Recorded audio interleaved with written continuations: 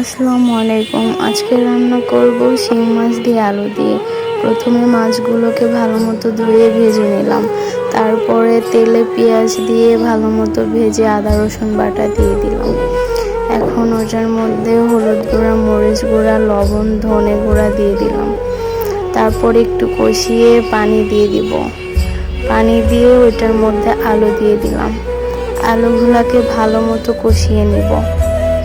আলু কষানো হয়ে গেলে ওইটার মধ্যে একটু পানি দিয়ে দিব।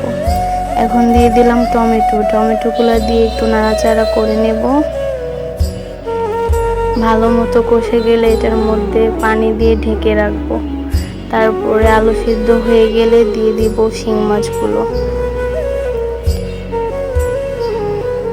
শিং মাছগুলো দিয়ে এখন এটার মধ্যে ধনিয়া পাতা দিয়ে দিব।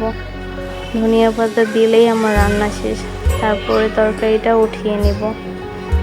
ভিডিওটি ভালো লাগলে ফলো দিয়ে লাইক করে কমেন্ট করবেন, পাশে থাকবেন। ধন্যবাদ।